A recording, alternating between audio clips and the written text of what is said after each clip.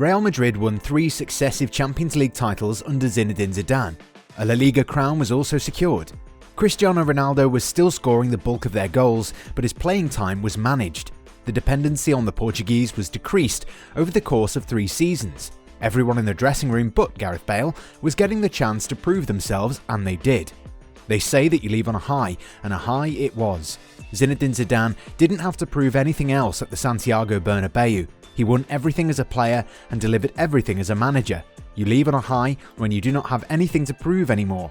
Khabib Nurmagomedov, a lifelong Real Madrid supporter, did just that, retiring at 29-0 from a professional mixed martial arts career.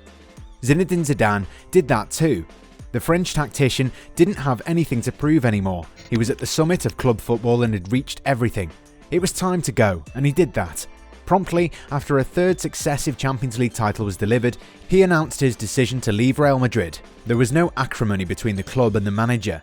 The feat is difficult to manage at the Santiago Bernabeu, but Zidane can claim he did just that. The sojourn didn't last long. Real Madrid bounced from Julen Lopetegui and Santiago Solari before Florentino Perez had to step in again. Real were in the shadows of Barcelona and something had to give. An impassionate plea was made to Zidane, and the dependable soul returned. After all, this was a team he'd forged together and was the only man who could rein in their slump. After his return, Los Blancos would finish 3rd in the race for La Liga and were dumped out of the Champions League by the impressive Ajax. In the 2019-20 season, Barcelona were still the team to beat. The Catalans had lost their soul under Ernesto Valverde, but they were still challenging for top honours. Moreover, Atletico Madrid was struggling to give a good account of themselves. The competition was stiff, but Zidane could manoeuvre this ship. The Frenchman did what he was asked to.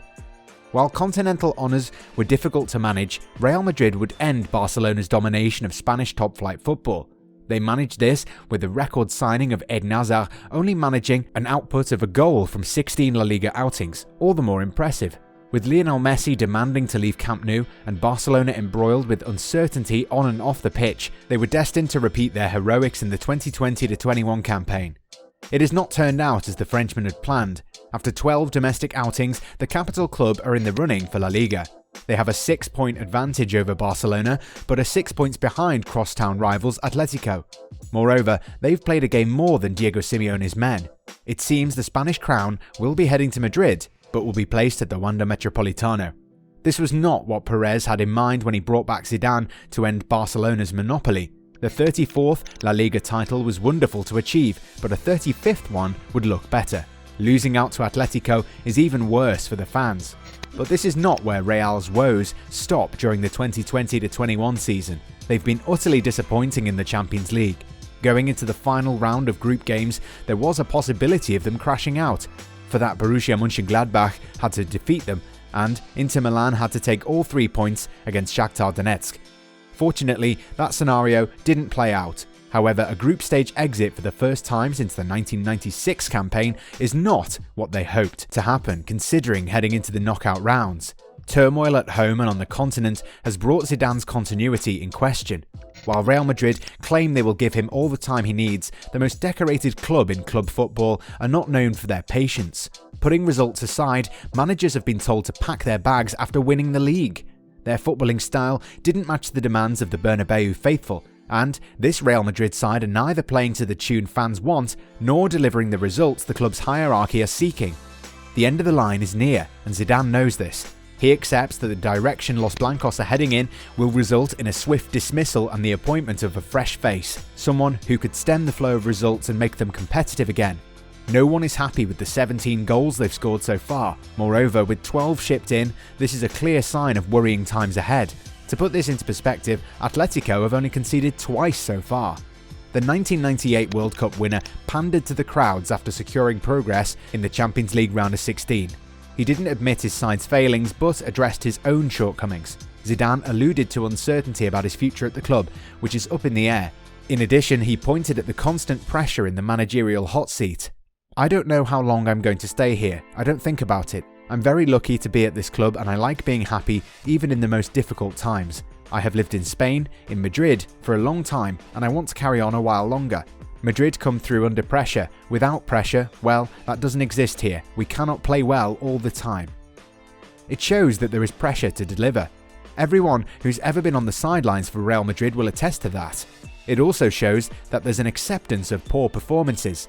Everyone who's ever been in the dugout knows that it is an inexcusable sin. There were a couple more topics that Zidane alluded to in that press conference. He stated the importance of finishing at the top of their group. In not so many words, the 48-year-old likened it to fighting for survival of players and his own reign. We're all in the same boat. I'm happy for the players. They're the most important. I'm here fighting with them, but they're the ones fighting. It was fundamental to finish top. So important. Zidane wants to stay at the Bernabeu and finish on a high, or deliver another meaningful trophy that gives them the chance to leave with a checkered record. Real Madrid's legacy is already cemented as the dominant force in world football. Zidane is part of that history and he doesn't want to tarnish it. He knows he cannot be the Sir Alex Ferguson of Los Blancos, and this is a road he doesn't want to tread upon. The pressure of managing Madrid takes its toll and he doesn't want it for long. At the moment, it seems he is fighting for his legacy. That legacy was cemented when he finished his last stint at the club. His return in March of 2019 and the La Liga crown the next season further transcended his stature. However, the performances in the current campaign have not helped his cause. Probably he should have left the club after delivering the 34th La Liga trophy. It was the best his team could achieve. With Bayern Munich rising in Germany, Liverpool and Man City establishing themselves in England, the sleeping Italians waking from their slumber, and the mega-rich Parisians finding their footing, the Champions League is kind of out of their reckoning. Perhaps Zidane stayed to transform Real Madrid into Spanish royalty again, but for the better part of 2 decades now, they've competed at the top of the points table but were not the best side.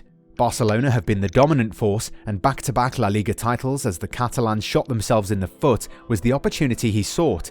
It was an optimistic target, one that would surely have put him amongst the best of his era, and the best to grace the Madrid dugout.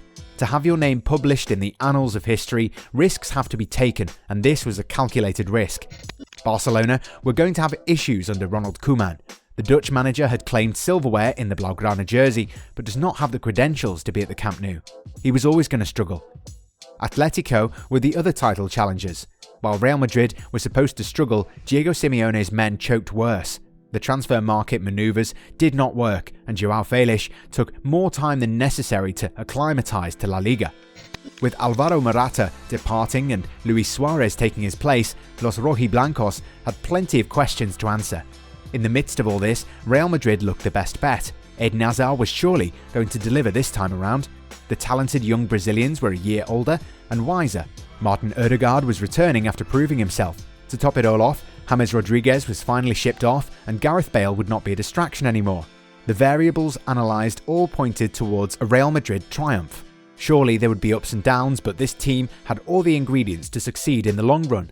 Their wheels would grind to a halt, but they would pick up speed again. If history had taught the fans anything, Zidane would find a way. He's proven it time and time again. Surely nothing would be gained from doubting him, and he should be given time to right his wrongs. He would have been shown the door had Real Madrid not taken the 3 points against Sevilla. The €70 million severance package was drawn up, and Real would not be waiting for the Champions League tie against Borussia Mönchengladbach. Thankfully, the successive results have given Zidane breathing space, but it would be remiss to think Real Madrid are not weighing up their options. They are, and they've lined up the candidates. Max Allegri of AC Milan and Juventus fame is at the top of their list. He's a manager who can steady their ship for the time being. The other man on their list is Mauricio Pochettino, formerly at Tottenham. The Argentine will not take over Barcelona, but is open to Real Madrid's advances. Moreover, he has a proven track record of delivering with the players at his disposal. Both managers know how to keep their heads down and not get involved in the politics of the Bernabeu. As it stands, Zidane is still at the helm and determined to keep his job. He knows he has to deliver, otherwise the axe is coming for him. This makes the game against Atletico all the more important. Not only the bragging rights of the Spanish capital are up for grabs, but also the title race. But even if he fails, he should continue at the Santiago Bernabeu. There's no reason to question his pedigree in La Liga or in the Champions League. After stuttering against Shakhtar, the club managed to finish as group leaders. In La Liga, the 2020 year might be coming to a close, but only 12 rounds have been played. There is a lot of time to catch up. It's going to be a long season, and Zidane should buckle up for the ride. If the French wizard wants to be the master of his own destiny and dictate his own terms, it will take more time than he initially envisioned.